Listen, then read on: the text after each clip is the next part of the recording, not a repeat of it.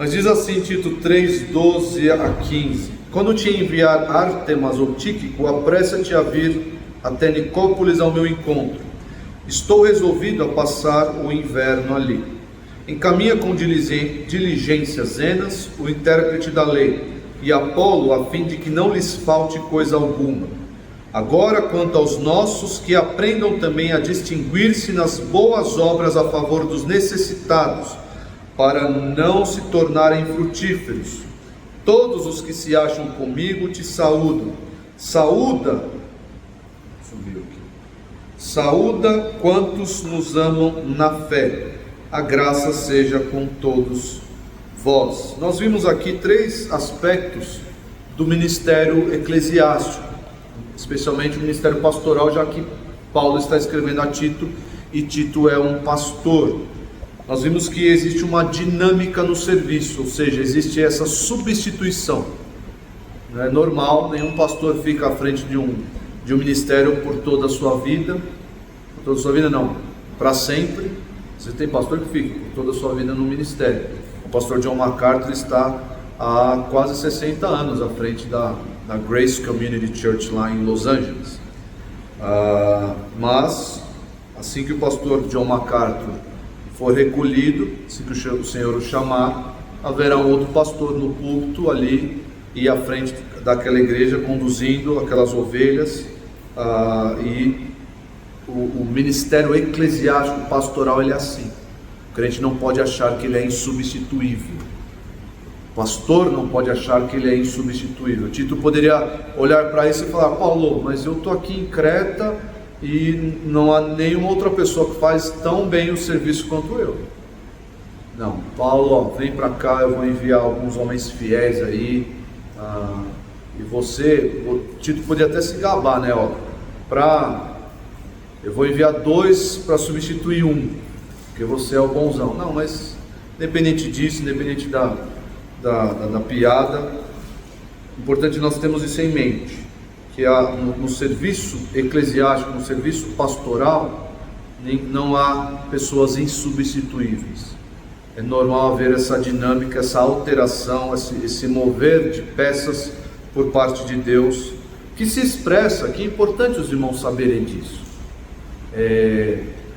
Essa alternância, ou essa movimentação no ministério pastoral, ela acontece, claro, é Deus que faz essa movimentação, mas como isso, por onde isso é expresso? Quem é, por assim dizer, a expressão da vontade de Deus? É a própria igreja. É a igreja formalmente reunida, constituída em sua assembleia, e diz: pastor fulano, nós não queremos o senhor mais aqui, ou queremos que o senhor vá para lá, e pastor tal virá para cá. E essa vontade da igreja é, por assim dizer, a vontade do próprio Deus. É Deus conduzindo a igreja em sua assembleia, conduzindo a igreja ali da forma como Ele quer. Algumas outras igrejas, esse é o nosso modo de governo eclesiástico que nós temos aqui, nós adotamos aqui. Acima do pastor, por assim dizer, se é que nós podemos categorizar assim, mas acima do pastor está a assembleia formalmente constituída. A assembleia, portanto, tem o poder ou autoridade para desconstituir pastor ou constituir pastor. A dizer: não queremos mais o senhor como nosso pastor, ou convidamos o senhor para ser o nosso pastor. Então a assembleia tem essa autonomia. Nós entendemos assim à luz de textos que se apresentam em Atos, Filipenses e outros textos que mostram essa autonomia da congregação reunida. Mas existem outras igrejas que essa vontade de Deus, ela é expressa onde? Por meio da sua liderança, por meio do seu, como algumas igrejas chamam, presbitério de líderes. As igrejas presbiterianas, por isso que levam esse nome, adotam esse modelo de governo. Então, o presbitério reunido, e o presbitério é composto por pastores, por membros comuns, por diáconos. Esse presbitério, formalmente eleito, constituído, ele move ali os pastores: o Os irmãos viram, né? Acompanharam o pastor Augusto Nicodemos, era pastor aqui em Santo Amaro, isso já há mais de 10 anos talvez. Ele era aqui pastor da igreja presbiteriana de Santo Amaro. Aí ele foi conduzido para a igreja lá em Goiânia. Aí ficou um tempo lá, depois foi conduzido para a igreja em Pernambuco, que é a terra natal dele. Agora ele está nos Estados Unidos, acho que ainda está nos Estados Unidos. Não tenho últimas notícias do paradeiro do pastor Augusto Nicodemos, reverendo. Mas quem que fez essa movimentação? Foi Deus. Foi Deus que fez essa movimentação, expresso ali na vontade dos líderes da igreja, na decisão do colegiado ali do presbitério. Então nós vemos isso é normal, é até bom, inclusive, é normal e é bom, para o pastor não achar que ele é dono da igreja. Essa igreja que eu dei 60 anos da minha vida para essa igreja, você continua não sendo dono dela, não é dono, pode passar aqui 100 anos, isso não vai dar direito do pastor pensar, não, eu tenho algum tipo de preferência, de direito sobre os irmãos ou sobre a igreja. Pode pensar assim. Era muito comum no passado, eu não sei se existe algum resquício disso hoje em dia, mas no passado era comum, Daniel vai lembrar disso. Existiam pessoas, até aqui na Redenção, e outras igrejas também, mas aqui na Redenção, existiam pessoas que achavam que por elas estarem há muitos anos na igreja, elas adquiriram certos direitos. Então, pessoas que se achavam verdadeiras donas da igreja. Então, ela poderia mandar no modo como as coisas são administradas, no modo como a igreja é conduzida, no que o pastor tem que pregar. Acreditam nisso? Acreditam nisso? As pessoas achavam, eu estou aqui há 40, 30, 40 anos, eu acho que o senhor deveria pregar tal coisa. Pergunte para o pastor Marcos. Tudo que eu conto aqui é muito da história, da experiência deles. Eu sou um pastor de 6 anos. O pastor Marcos tem 40 anos de ministério, só de redenção tem quase 30. Então eu pego muito da experiência dele, transmito aos irmãos. E isso aconteceu aqui na redenção mesmo. As pessoas achando que, eu estou aqui, o senhor tem que me respeitar, o senhor tem que me ouvir, o senhor tem que acatar as minhas vontades, porque eu estou aqui nessa igreja há tantos anos aí. E hoje, graças a Deus, isso se existir, é bem tímido, mas no passado era mais frequente do que os irmãos imaginam. As pessoas achando que por causa estão na igreja tem certos direitos, e o pastor pode pensar assim, eu estou aqui na igreja há 60 anos, eu tenho certos direitos aí, irrevogáveis, direitos irrevogáveis. Doce ilusão. Existe uma dinâmica no serviço eclesiástico que impede que o pastor pense assim, de si mesmo. Você queria falar, Roberto?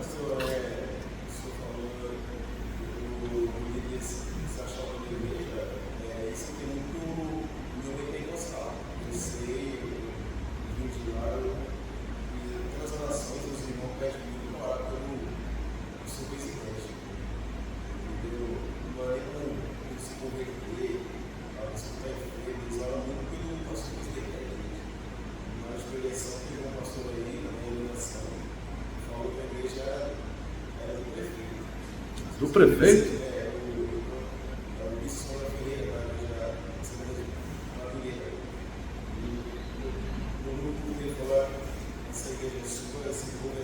Eu ouvi esse vídeo.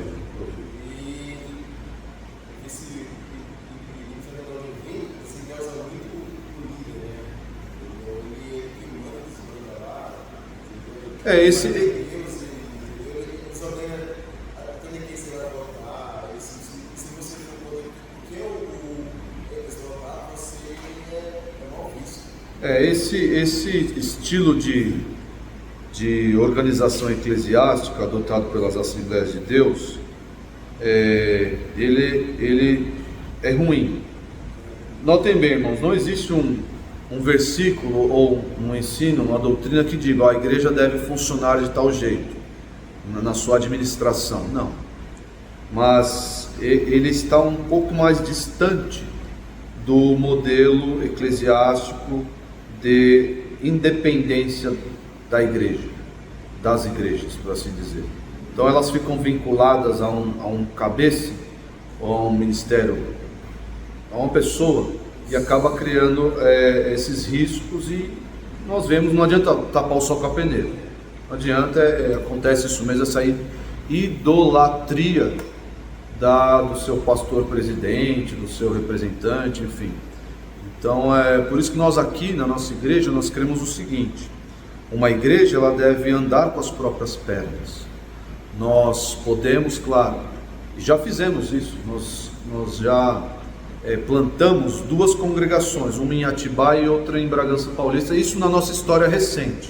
Na nossa história mais antiga, nós somos pais, por assim dizer, da Igreja Batista Betânia, não é? Igreja Batista Betânia, que fica aqui na Vila Ed, meio Vila Maria. Mas isso já há muitos anos. Mas na história mais recente, nós implantamos 2 igrejas, uma em Bragança Paulista e outra em Atibaia. E essas igrejas hoje, elas são igrejas independentes.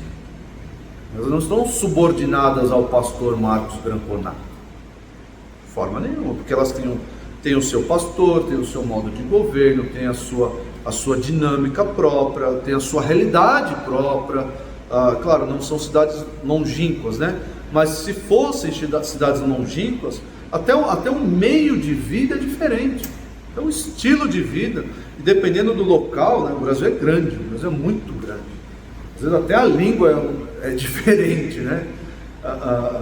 Não dá para um pastor aqui em São Paulo ser o representante, é algo muito, muito distante o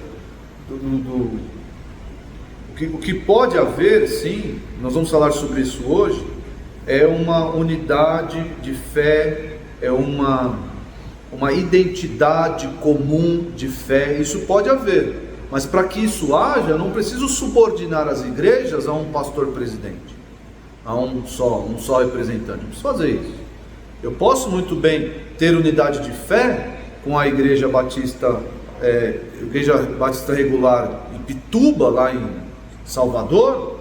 Posso ter unidade de fé, sabendo que eles creem nas mesmas crenças, orando por eles, acompanhando a sua vida, enfim. O pastor dele já veio aqui, nós já fomos lá. Existe essa unidade de fé, não precisa, agora precisamos instituir um pastor presidente para liderar as duas. Não precisa disso, não precisa. Então o que o Roberto falou acontece e é prejudicial, é pernicioso para a igreja. Mas enfim, fecha a digressão aqui, eu nem comecei o ponto que eu devo começar, mas enfim, nós vemos aí no texto essa dinâmica do serviço no versículo 12.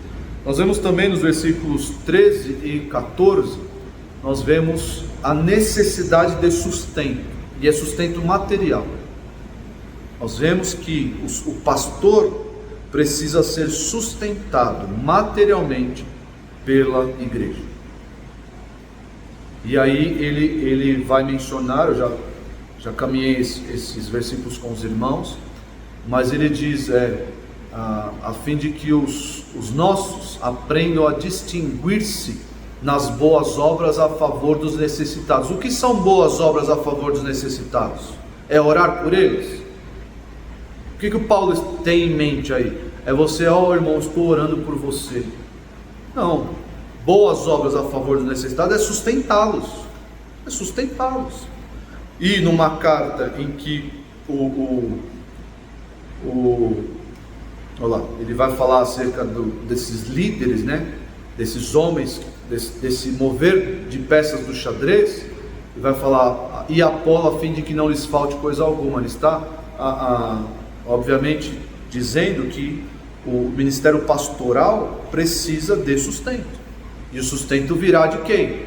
Dos nossos. E mais para baixo nós vamos ver daqueles que amam a fé. Então a necessidade de sustento vai existir. Estava conversando com um membro da igreja ontem, e não tem como fugir disso. Não tem como nós acharmos, mais uma vez, o pastor não precisa andar de Porsche, ostentar bem, não precisa e nem deve, né? Claro. ostentar bens, o pastor tem que ganhar tantos mil reais, não é questão de valores, mas segue aquele entendimento de Paulo, que Paulo diz a Timóteo, né? Dignos de dobrados honorários são especialmente os que se afadigam no ensino. Se eu quero que um pastor, ele conduza bem uma igreja, que ele ensine bem uma igreja, ele vai ter que se dedicar ao estudo, vai ter que ler, estudar, e o seu sustento virá de onde? Do sol? Começar a fazer fotossíntese? Está lá gastando tempo estudando, ralando, cursos. Quem vai pagar os cursos? Quem vai pagar? Essas coisas todas custam dinheiro. Para ter um bom pastor aqui, eu mencionei para os irmãos, eu conheço um pastor que ele trabalha nos Correios, no horário comercial, e pastoreia no seu horário livre. Quando é que esse pastor vai se dedicar, se afadigar no ensino, no estudo e no ensino? Vai ter um tempo reduzido. Por quê? Porque a igreja não tem condições, não é que a igreja não quer, mas no caso dele, né? A igreja não tem condições de ainda sustentá-lo. Mas é nítido, nós não podemos tapar os olhos porque existem falsos pastores, porque existem pastores gananciosos, verdadeiros lobos vorazes no meio evangélico hoje. Não, então o pastor tem que fazer voto de franciscano e viver de fotossíntese.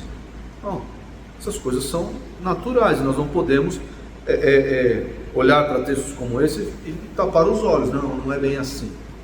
O pastor vai precisar de sustento. Nós lemos vários textos aqui que apoiam essa ideia, o apóstolo Paulo mostrando isso, e eu comecei a falar no estudo passado acerca do envolvimento recíproco. Então, existem aí 3 aspectos no ministério eclesiástico, que é a dinâmica no serviço, a necessidade de sustento e o envolvimento recíproco. E eu falei para os irmãos do envolvimento pessoal, envolvimento tanto do pastor quanto das ovelhas. Precisa haver essa reciprocidade, mas no âmbito pessoal. Mencionei para os irmãos, nós não podemos ser consumidores e o pastor é o fornecedor, por assim dizer. Aí senta no banco, recebe o produto ou a prestação de serviços, e aí o pastor vai lá e fornece o produto ou a prestação de serviços, os irmãos. Não pode haver esse tipo de relação, porque a relação entre nós deve ser uma relação recíproca e pessoal. Preciso me envolver na vida do pastor, assim como o pastor se envolve na vida das ovelhas, dos crentes. Eu li aqui vários textos que suportam essa ideia. E nós vamos ver mais 2 envolvimentos, ou 2 áreas de envolvimento. Envolvimento recíproco, claro, entre o pastor e a sua igreja, e a igreja com relação ao seu pastor. Um envolvimento material. Envolvimento material. Mais uma vez, quero reforçar isso. Os versículos anteriores já mostraram isso, essa necessidade de sustento, mas deve haver por parte dos irmãos essa consciência de que eu tenho que me envolver materialmente com o ministério da minha igreja, com o ministério do meu pastor. Tenho que pensar isso, e colocar isso na minha agenda, na minha planilha de gastos. Eu tenho que colocar isso. Nós cremos, e a Bíblia mostra isso, que não existem mais as obrigações legais do dízimo. Não existe mais aquela obrigação legal de você dar os 10%. Até porque Deus sempre quis, até de Israel, ou antes de Israel, como Abraão, Deus quis o quê? O coração da pessoa. Deus quer que a pessoa demonstre o quê? Obediência à lei? Não. Deus quer que a pessoa demonstre generosidade. É isso que Deus quer criar no homem, ao dar a ele a oportunidade de se envolver materialmente no ministério eclesiástico, no ministério da igreja. Ele quer que o crente seja generoso. Ele quer o coração do crente. Não quer essa mera observância de uma obrigação. Por isso, quando no momento de oração nós falamos, se você não dá com alegria, como diz 2 Coríntios 9, que Deus ama quem dá com alegria. Se você não faz isso, faz por mera obrigação, não faça. Não faça. Porque Deus não deseja que os seus adoradores, e ofertar é um ato de adoração, adorem com esse peso. É um ato de adoração que para Deus não sobe como aroma suave, por assim dizer, para usar a ilustração dos sacrifícios do Antigo Testamento. Não sobe como aroma suave, mas é como os membros da Macedônia, que tiraram até de onde não tinham, para sustentar os membros de Jerusalém, até de onde não tinha, eles foram generosos, o texto vai dizer, segundo os Coríntios 8. É isso que Deus quer, é isso. Então, esse envolvimento material, eu devo olhar para o meu pastor e ver, será que ele está necessitado de algum recurso material? Será? O carro do pastor, o pastor não tem azeite em casa. O pastor nem gosta de azeite. Mas será que na casa dele, como é que estão as coisas lá? Existe em 1 Coríntios 12, Romanos 12, o dom, por assim dizer, é o dom de contribuição.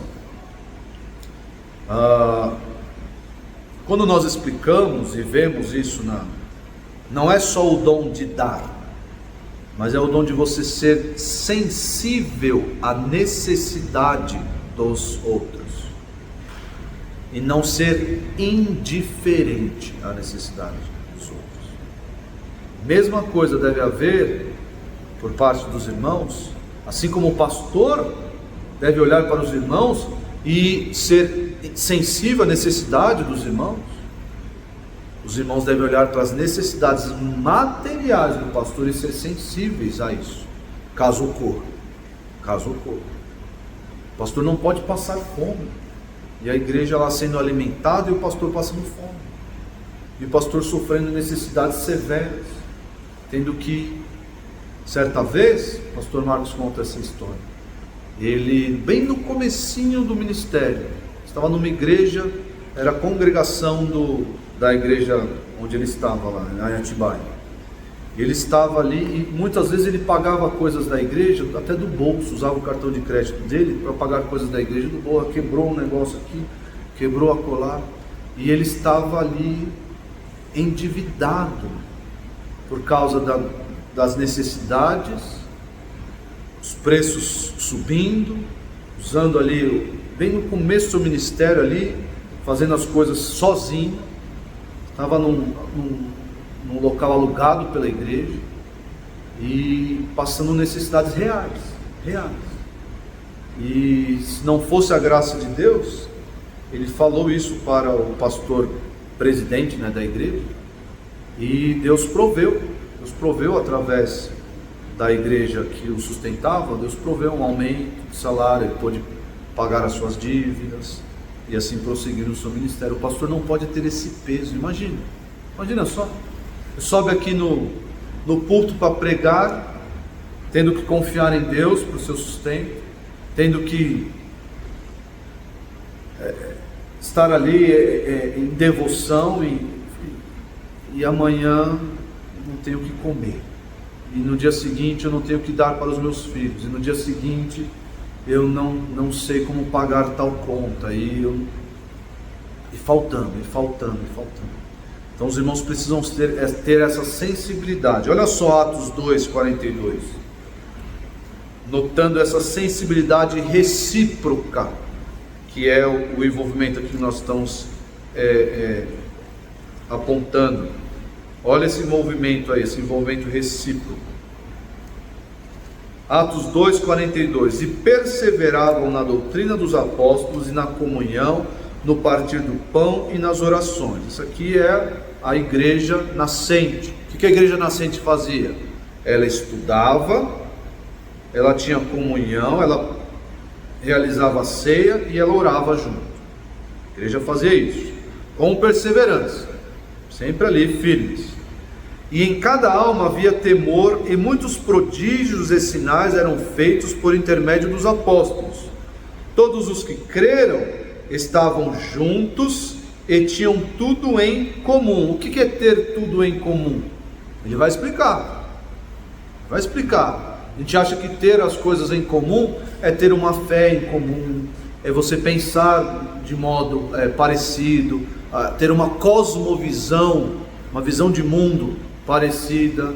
Mas ele vai explicar tudo, por mais que tudo isso seja verdade, ele vai explicar. Olha só o versículo 45: vendiam as suas propriedades e bens, distribuindo o produto entre todos, à medida que alguém tinha necessidade. Isso era ter tudo em comum. Eu não posso estar andando de Lamborghini, Ferrari, acho que está muito alto, né? Melhor descer um pouco mais. Sei que o preço dos carros hoje está tão caro, mas eu não posso estar lá na minha jacuzzi, lá na minha casa, e sabendo que o pastor está passando penúria, o pastor está sofrendo grande necessidade, o pastor está ali tendo que ter 3, 4 empregos para poder se sustentar. Não posso ter essa insensibilidade. Claro que existem outros meios, né? Hoje não precisamos vender as nossas propriedades, mas esse é o ponto em que e olha só, numa cultura de pobreza que havia naquela época, as pessoas não viam problemas em vender as suas propriedades para que todos tivessem as suas necessidades supridas. Hoje imagina vender uma casa para poder sustentar a igreja. Claro, mais uma vez, nós temos aí meios para contribuir para o sustento da causa, sim. Mas se um dia isso for necessário, os irmãos devem vasculhar o seu coração para ver onde está o seu ídolo, se ele está no bem ou no Deus que te deu esse bem. Por isso que quando nós ofertamos, nós não podemos ter aquela mentalidade: é o Senhor que me dá as coisas, se eu der essa oferta, Deus vai me multiplicar o meu patrimônio, os meus bens. A minha confiança deve estar exclusivamente no Deus dos bens, que dá e tira, que enriquece e empobrece conforme Ele quer, e jamais nas coisas, nos bens que Deus nos dá. Isso aí o crente já criou ídolos. Vira aí 2 páginas, você vai para Atos 4, vai ver esse mesmo sentimento, só que um pouco mais intenso. Atos 4:32. Da multidão dos que creram, eram o coração e a alma. Olha só, será que nós podemos dizer isso na nossa igreja? Hoje, podemos olhar para a nossa igreja aqui e falar: nós somos um coração e uma só alma. Se nós não podemos dizer isso, nós devemos correr atrás. Não é só aquela, então tá difícil, não, vamos correr atrás, porque esse é o ideal bíblico. Da multidão dos que creram, era o coração e a alma. Era um envolvimento tão grande entre eles, e eram poucas pessoas. É fácil, pastor, para uma igrejinha pequena fazer isso. De fato é fácil, uma igreja lá de 10, 20 membros, você se envolver com eles todos ali. Mas, peraí, ele trouxe aqui uma palavra que mostra que não eram poucas pessoas, e que é possível você se envolver de coração e alma com muitas pessoas. O que ele diz? Da multidão dos que creram, era o coração e a alma. Nós não podemos olhar para o nosso irmão que congrega conosco de modo indiferente. Não podemos. Tampouco com relação ao pastor. Nós devemos ser um coração e uma só alma. Devemos orar por isso, para que Deus nos dê essa mesma realidade de Atos 4. Olha só, segue a leitura. Ninguém considerava exclusivamente sua nenhuma das coisas que possuía, tudo porém lhes era comum. Olha o versículo 34. Pois nenhum necessitado havia entre eles, porquanto os que possuíam terras ou casas, vendendo-as, traziam os valores correspondentes e depositavam aos pés dos apóstolos. Então se distribuía a qualquer um à medida que alguém tinha necessidade. Na realidade do ministério eclesiástico, nós devemos ter esse envolvimento recíproco, inclusive na área material, sustento material. Até porque nós acabamos de aprender que a necessidade de sustento sempre vai existir, sempre.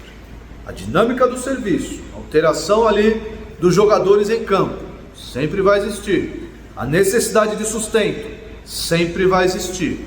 E o envolvimento recíproco entre igreja e pastor, pastor e igreja, também sempre vai existir. E por fim, irmãos, deve existir entre nós um envolvimento. Volta lá para Tito, Vitor, por favor. Deve existir um envolvimento de fé, um envolvimento de crença. Nós devemos crer nas mesmas coisas, devemos crer na mesma doutrina, devemos crer. Esse envolvimento deve existir. Olha só o que ele diz ali, ó. Todos os que se acham comigo te saúdam, mostrando esse envolvimento recíproco. E ele prossegue dizendo: saúda, Tito, saúda quantos nos amam na fé. Existiam pessoas que amavam o ministério do apóstolo Paulo, mas o que fazia essas pessoas amar o ministério do apóstolo Paulo? Era o apóstolo Paulo? O que fazia essas pessoas amar tanto o apóstolo quanto os que se encontravam com ele, como a Ártemas, Tíquico, Tito, Apolo, Zenas, todos esses homens envolvidos na evangelização e na estruturação das igrejas, esses homens trabalhadores, fiéis? O que fazia as pessoas se envolverem com eles, amarem o ministério deles? Eram eles? Não. Era o que? A fé. A fé. Aquilo que eles creem e claro, por intermédio do apóstolo Paulo, foi entregue a essas igrejas, a esses homens lá em Creta, que é o local aí que provavelmente essa carta passou e iria desde então transitar. O que unia essas pessoas, que fazia esse envolvimento, era a fé. Esses homens, essas pessoas, eles criam nas mesmas doutrinas. Você pode estar se perguntando: pastor, e hoje? Hoje existem igrejas que creem tantas coisas diferentes que nós ficamos até perdidos. Ou será que o irmão da igreja tal é irmão mesmo? Será? Será que o arminiano é irmão? Será que o calvinista é irmão? Será que o continuista é irmão? Será que o cessacionista é irmão? Será que, por causa dessa polarização que se deu aí, até por conta dos debates, será que essas pessoas são irmãos na fé? Será que deve existir envolvimento meu com essas pessoas? Será que um pastor, será que eu como pastor posso aceitar pregar em uma igreja dessas? Será? Por causa dessa pluralidade ou essa diversidade de crença. Vamos lá.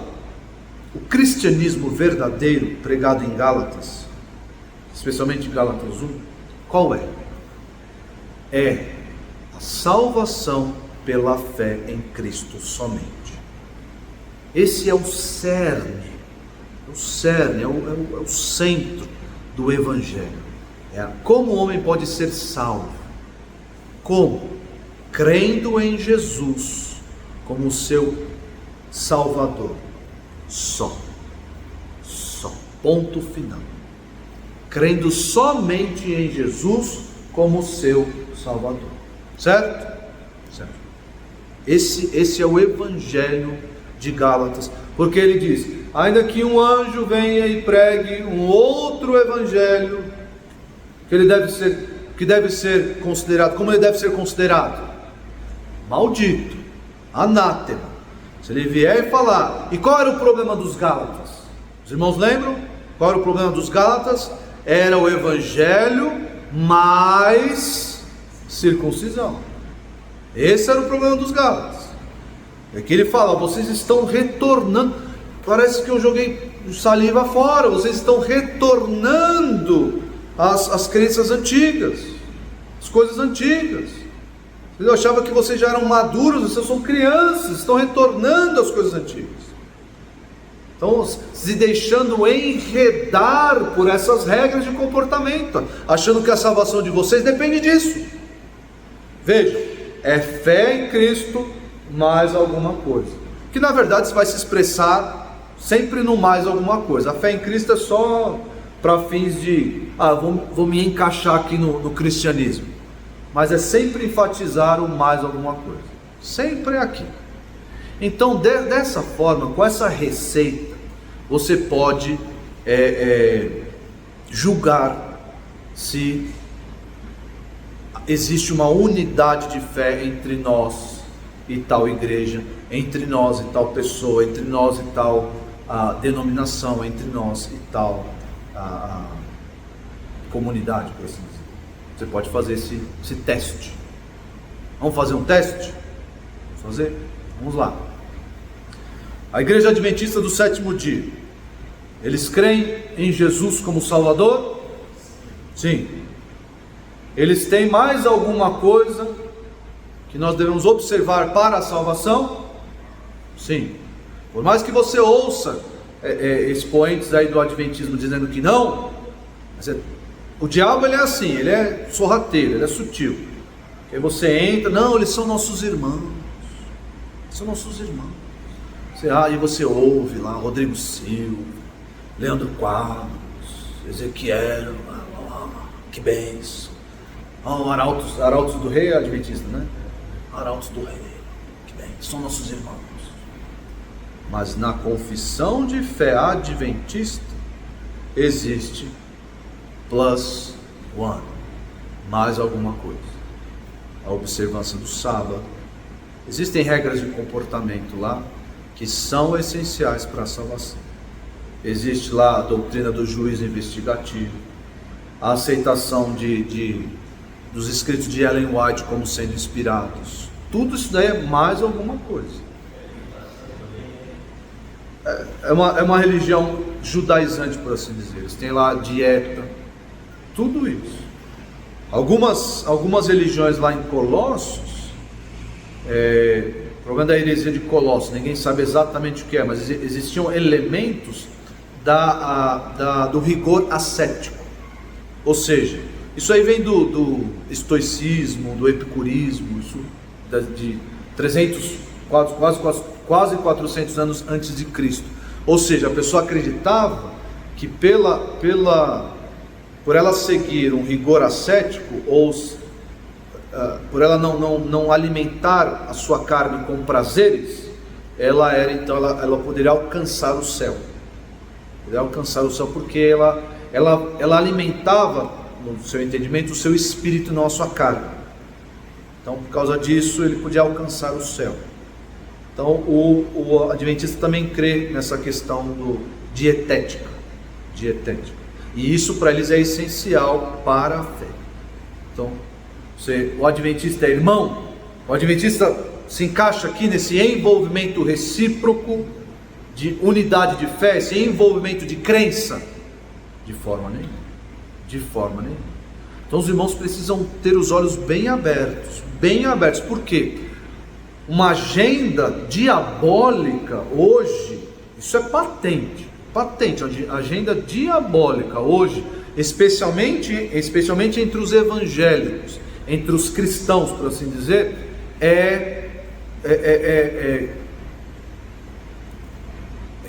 constituir na mente das pessoas, não é nem formalmente, mas é na mente das pessoas, um ecumenismo evangélico ou cristão. Você olhar para o católico, não, é meu irmão em Cristo. Você olhar para o adventista, é meu irmão em Cristo. Você olhar para o mórmon, é meu irmão em Cristo. Você olhar para o testemunho de Jeová, é meu irmão em Cristo. Olhar para todas essas denominações ou vertentes do cristianismo ou do mundo evangélico e dizer, não, são nossos irmãos. Nós cremos no mesmo Cristo. Nós cremos no mesmo Deus. Nós vamos para o mesmo céu. Isso tudo é muito lindo. Abraçar lá e canta, música e tal, aquela coisa. Muito lindo, mas quem bate palma para isso? É o próprio Satanás que bate palma ao ver esses movimentos aí. Aí está lá o pastor junto do padre, junto da pastora, e junto de mais não sei quantos tipos do apóstolo, e aquele circo, o verdadeiro circo lá, e todo mundo olha para isso, que lindo, olha só, olha aqui. Olha lá. Vai falar, Josué.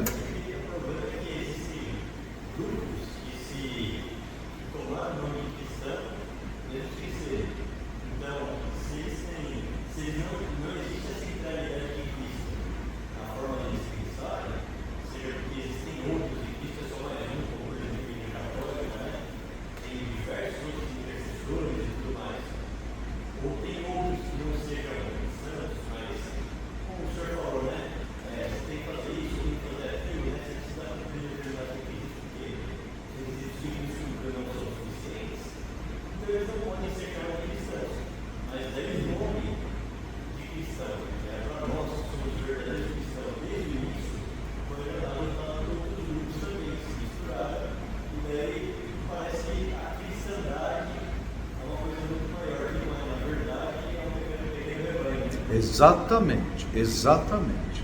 Nós olhamos para o mundo evangélico brasileiro, especialmente, meus irmãos, nós não podemos esquecer que a porta é estreita. Você falar, que existem 10 milhões de evangélicos no Brasil.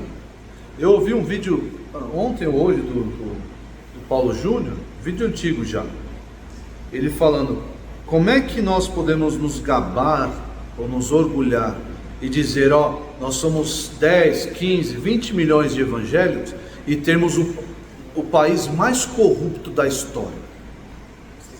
Como é que nós podemos nos orgulhar disso? Isso é pragmatismo puro. Pragmatismo não combina com a Escritura, não combina com a porta estreita e o caminho largo, não combina. A porta estreita, então o número de cristãos verdadeiros é reduzido mesmo. Não adianta criar, que bênção, tantas igrejas, XYZ. Isso aí é para o cara encher o bolso de dinheiro. Isso aí é para estatística e falar, tantas Assembleias de Deus, e tantas igrejas tais, e filial em cima de filial de igreja tal, e tudo isso daí. Isso é pragmatismo, isso é antibíblico, esquecendo que muitos são chamados, poucos são escolhidos. E outra coisa, eu vou falar aqui o seguinte, porque pode confundir os irmãos. Pastor, mas e o pentecostal? Ou o neopentecostal? Eu não vou fazer essa diferença, porque para mim é farinha do mesmo saco, um é derivado do outro. Não existe diferença. E o pentecostal está caminhando a passos largos para o mesmo local onde está o neopentecostal. O pentecostalismo nasceu de uma premissa falsa. Qual é? De que nós devemos buscar uma segunda bênção. Essa é a premissa do pentecostalismo. Então você crê em Jesus? Crê em Jesus como Salvador? Sim. Mas você precisa buscar uma segunda bênção. Até aí existia esse aqui é crente ainda e vai para o céu. esse que ganhou a segunda bênção ao falar em línguas, ele só é um crente especial. Então, só que esse tipo de divisão, com o passar dos anos, vai criando na mente das pessoas uma religião mística, vai criando um misticismo na cabeça das pessoas, onde as pessoas vão atrás desse tipo de ensinamento somente buscando o que? Experiências. E o neopentecostalismo é só isso, é só isso. É você cair e sentir as coisas e ver, enfim, é uma aberração sem fim o neopentecostalismo. E o pentecostalismo caminha para o mesmo local. As pessoas vão numa igreja pentecostal, mas eles creem na fé em Jesus somente. Ok, mas continuar pregando essas experiências, essas ditas experiências, vai levar as pessoas que de crente não tem nada para esse misticismo. Eu tenho que ter essas experiências para poder me reconciliar com Deus, para poder ter a bênção de Deus, e para eu poder ter a prosperidade de Deus, e Deus me abençoar, porque eu tenho tal experiência, porque no culto eu falei em línguas, porque no culto eu ouvi a voz de Deus, porque eu ouvi a voz do profeta, porque eu profetizei. Por causa dessas experiências todas aí, é que eu tenho a aprovação de Deus. E não é nada disso. E aí criam-se categorias na igreja, criam-se castas na igreja, criam-se ali posições de pessoas superiores às outras por causa dessas experiências todas aí. Então, leiam lá no site da igreja, o pentecostalismo e os danos à igreja brasileira, alguma coisa assim é o nome do artigo. Os irmãos vão entender um pouco melhor qual é o caminho que o pentecostalismo está trilhando, e vai chegar bem rápido, vai chegar.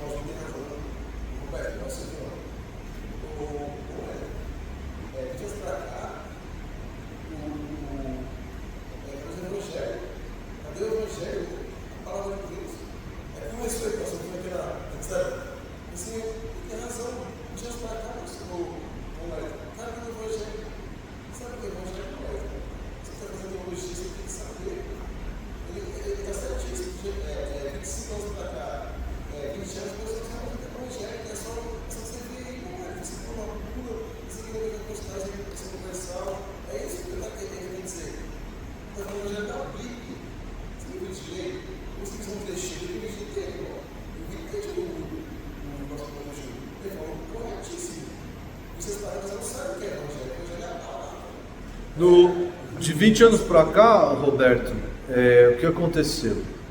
Os pentecostais, eles eram conhecidos por terem um rigor muito grande com os costumes, né? Os usos e os costumes dos seus membros. E isso até certo ponto era bom, muito bom. Você distinguia o cristão por essas coisas. O problema é que o verdadeiro convertido, o verdadeiro crente, ele olha para a palavra e ele faz a palavra regra para si. É o que diz lá em Jeremias 33, colocar a lei de Deus no meu coração. Essa é a nova aliança, é a lei de Deus gravada no meu coração. Então eu olho para a palavra e eu transformo ela em regra para mim. Esse é o verdadeiro convertido. O problema de você, creu no Evangelho, Cristo, fé salvação pela fé em Cristo somente. Mas você não pode usar shorts, mas as mulheres têm que usar saia, mas você tem que usar cabelo comprido, mas não pode jogar bola. todas essas coisas aí, no que a pessoa vai se apegar para a sua salvação. O coração do homem é uma fábrica de ídolos. Você chega e diz, tem que crer em Jesus, ok.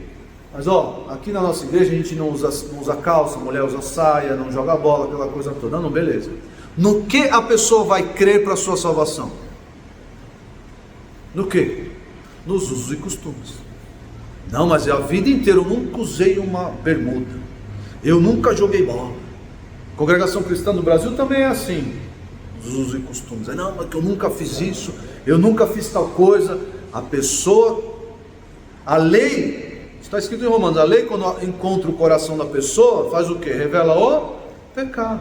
Então, se essas leis que os homens criam, de usos e costumes, e as igrejas pentecostais eram conhecidas por isso, encontra o coração do homem, as pessoas vão se apegar no que? Na fé ou nas regras?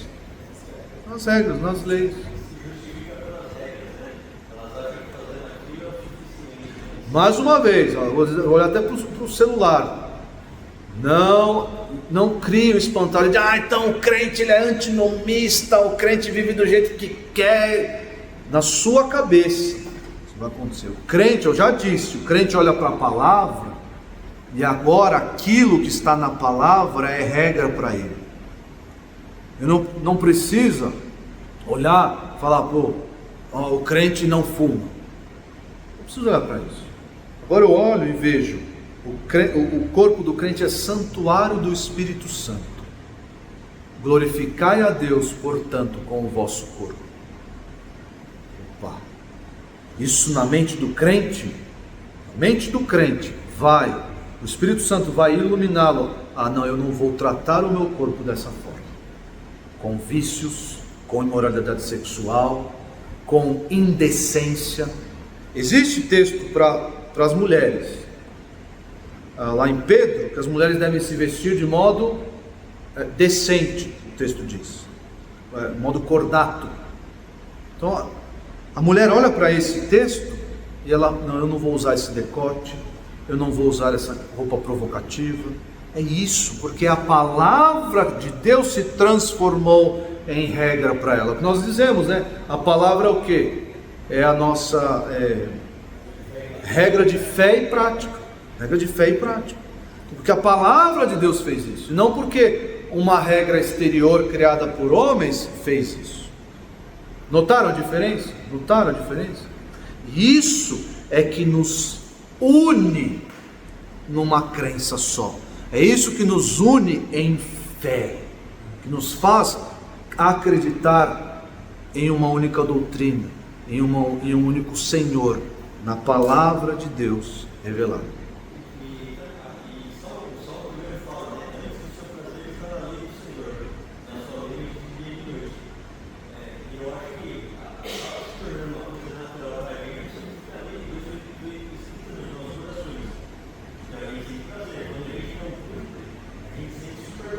Exatamente.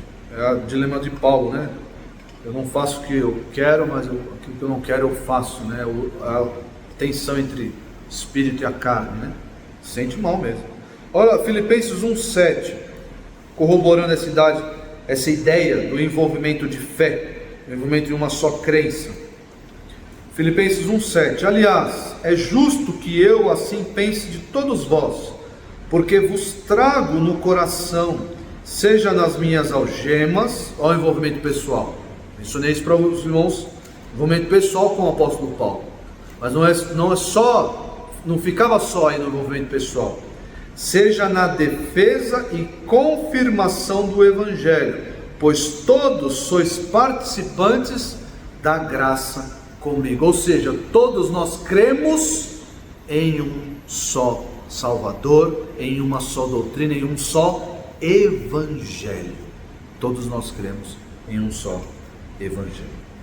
E o texto vai terminar, o texto de Tito, vai terminar com uma saudação que parece que é algo jogado aí, Deixa eu terminar aqui. Como é que eu vou terminar? Como é que você termina os seus e-mails? Hoje a gente manda muito e-mail. Manda aí, E-mails? No meio corporativo manda e-mail, Lá no tribunal manda e-mail? Como é que termina lá? o e-mail no tribunal? Atenciosamente. Ou a versão reduzida, o ATT. ATT. Já vai, né? Ou se você tiver afinidade com a pessoa, você manda um ABS. Manda um ABS, um freio ABS para ela, um abraço. Você manda um ABS, o S vem de abraços. Você não pode mandar um ABS, né? Enfim. Então você manda um abraço. E parece que a graça seja com todos vós, que é repetido em outras cartas também, parece que é um abraço aí, pessoal. Atenciosamente, apóstolo Paulo. É assim, termina. Não é sem propósito que as coisas são escritas na palavra de Deus. Nós não podemos olhar e, isso aqui olhar para uma genealogia e falar, isso aqui é sem propósito, o apóstolo Paulo colocou aqui. Não. Nós devemos destrinchar e retirar as implicações de algo escrito no texto bíblico. E quando ele diz, a graça seja com todos vós, qual tipo de graça será que ele está pensando? Os irmãos sabem que no Novo Testamento, o conceito de graça ele é muito amplo, certo? É bem amplo. Aliás, até no seu sentido semântico da palavra em si, ele tem um sentido bem amplo. Quando nós falamos em graça, nós reduzimos o termo ao quê? A um favor imerecido. Mas esse favor imerecido também pode ter um sentido bem amplo. Por quê? Eu posso receber de Deus, sei lá, uma casa. Posso receber de Deus um carro, um bem material. Isso é graça? É graça de Deus. É graça de Deus. Eu conheço um jovem, não é tão jovem assim, que é mais velho que eu. Ele ganhou um carro nesses sorteios de shopping center. Ganhou o carro, o Du. Os irmãos conhecem o Du. Ele ganhou um carro no sorteio do shopping center. Foi lá buscar, ficou todo feliz, estava para casar, ganhou um carro. Pô, é muito legal, imagina você ganhar um carro. A única coisa que eu ganhei em sorteio foi um videogame. É uma graça também, porque eu era criança. Eu saí correndo, achei o videogame na figurinha. Saí correndo para pegar meu videogame. É a graça de Deus? É um favor imerecido? É um favor imerecido. Mas o favor imerecido que nós pensamos, quando vem o conceito de graça na nossa mente, qual é? A salvação. A salvação. A salvação é um favor imerecido? Ou talvez o maior deles. Talvez não, o maior deles. Nós merecíamos a salvação em Cristo? Merecíamos? Por nada, por nada. Pelo contrário, nós merecíamos o quê? A morte eterna, o inferno, a condenação eterna, passar o resto da eternidade longe de Deus. É isso que nós merecíamos e queríamos. Porque o nosso coração era contra Deus, era contra o Senhor. Eu não quero Deus, não quero saber de Deus, não quero saber dessas coisas.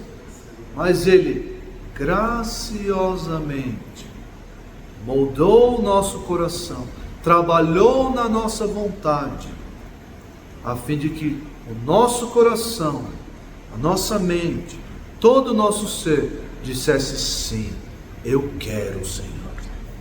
Sim, eu te quero, bem meu. Nas palavras de Agostinho. Graciosamente Ele nos deu a salvação, esse favor imerecido. Vejam como o termo graça tem um conceito amplo. Existe também o conceito no Novo Testamento, os irmãos podem ver isso, não vou ler, mas os irmãos podem ver em Mateus 5, 44, 45, o conceito de graça comum. Quando o incrédulo recebe, usando o texto aqui, recebe chuva na sua horta, está lá o incrédulo, inimigo de Deus, quer saber de Deus, inimigo, odeia Deus e tudo que é em relação, ele recebe chuva na sua plantação. O que é isso? Os teólogos convencionaram chamar de graça comum. Graça comum é a graça que faz o sol nascer sobre maus e bons, e vir chuvas sobre os justos e sobre os injustos. Isso é a graça de Deus, é a administração de Deus graciosa, é a providência em termos teológicos, é essa administração de Deus do universo, é a providência de Deus. Então, Deus, graciosamente, sem que ninguém mereça, Ele derrama chuva, dá bênçãos. Então existe essa graça que os teólogos convencionaram chamar de graça comum. Vejam como é amplo o entendimento aqui. Mas e em Tito? O que é graça em Tito? Se vocês olharem lá, Tito 2,11, leia Tito 2,11. Leia o contexto também para você não ficar perdido. Tito 2,11 vai dizer: porquanto a graça de Deus se manifestou salvadora a todos os homens. Eu já preguei nesse texto, já disse que se manifestar é se tornar visível, faneró, se tornar visível. Agora leia, tenha isso em mente, porque a graça de Deus se tornou visível. Quem é a graça de Deus que se tornou visível? Jesus Cristo. Aqui, Jesus é a personificação da graça de Deus. Quer ver esse conceito? Veja João 1,14, é um termo bem conhecido, um texto bem conhecido. E o verbo se fez carne e habitou entre nós, cheio de graça. O que é Jesus ser cheio de graça? Parece que Jesus era alguém que era gostoso de estar perto. Eu imagino Jesus como sendo alguém que, nossa, eu queria estar todo o tempo perto de Jesus, porque dele deveria sair assim, tantas coisas boas, tantas coisas boas. O que não retirava de Jesus o seu caráter severo com os falsos mestres, com os mercadores do templo, por exemplo. Não tirava as broncas que ele dava em Pedro, nos discípulos, porque ele falou: vocês estão procurando comida? Vamos embora. Será que Jesus disse: vocês estão procurando comida também, como esse pessoal? Pode ir embora. Eu fico lembrando dos professores em sala de aula. Para mim é a mesma figura assim. Vocês não querem aprender? Pode sair. Já testemunharam isso? Eu sou professor, eu já fiz isso e já vi professores fazendo isso. Quem não quer aprender, vai embora. Sai daqui, sai da minha sala. Para de atrapalhar e vai embora. Imaginando Jesus dizendo isso. Mas mesmo assim, mesmo sendo severo, mesmo exortando, mesmo ali falando contra os falsos mestres, chamando eles de cães, chamando eles de hipócritas, mesmo Jesus era cheio de graça. E em Tito existe essa ideia de Jesus sendo a personificação da graça de Deus. Mas de qualquer modo, irmãos, tendo o apóstolo Paulo ou não Jesus em mente ao dizer a graça seja com todos vós, o fato é que nós, crentes, nós precisamos e contamos com a graça de Deus para toda a nossa vida. Tudo que nós temos e recebemos vem da graça de Deus, e nós precisamos, para cada suspiro ou inspiro, existe inspiro ou inspiração? Aqui inspiração dá a ideia de outra coisa, né? Mas cada respiração, que é o processo completo, cada respiração eu respiro por causa do quê? Por causa da graça de Deus. Lá no Éden, eu quero terminar com isso. Lá no Éden, olha só, lá no Éden, o que Deus disse ao homem: se você comer dessa árvore, certamente morrerás. O homem morreu? Sim e não, porque espiritualmente ele morreu. Mas o texto, quando Deus deu essa ordem, ele estava pensando em uma morte espiritual. Talvez Adão não soubesse o que era a morte, né? Porque estava ali diante de um universo criado.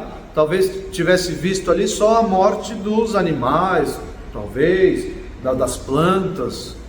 Nunca viu a morte de ninguém. Conhecia a morte. Se você comer, certamente morrerás.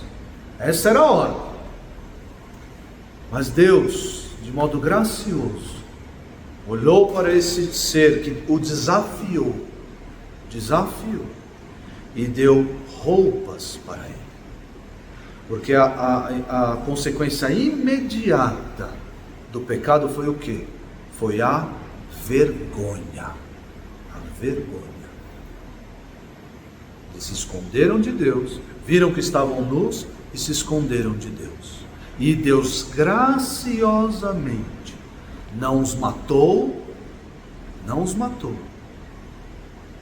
graciosamente os vestiu. Por quê? Por que Deus fez isso?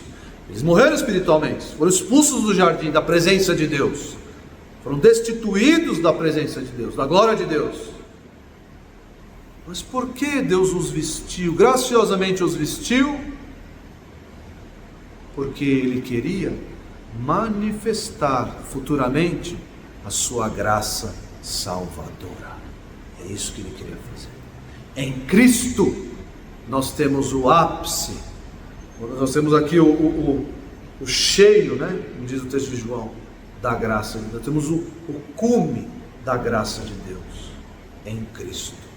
Nós precisamos desse mesmo Cristo para fazer tudo o que precisamos, especialmente no ministério pastoral, no ministério eclesiástico, que é o foco de Tito 2, de Tito 3, esses versículos que estamos estudando. Vamos orar. Senhor Deus, muito obrigado por essa jornada, através dessa carta. Obrigado, Deus, por tantas lições ricas que aprendemos, que elas encontrem morada no nosso coração, na nossa memória, a fim de vivermos conforme. Abençoa-nos, que sejamos fiéis não só à doutrina sadia, mas que sejamos fiéis à obediência a essa mesma doutrina. Ajuda-nos, ó Deus, em nossa fraqueza. Derrama graça sobre nós. Capacita-nos, pois queremos fazer a Tua vontade. Abençoa-nos, despeça-nos em paz para os nossos lares. Em nome de Jesus. Amém.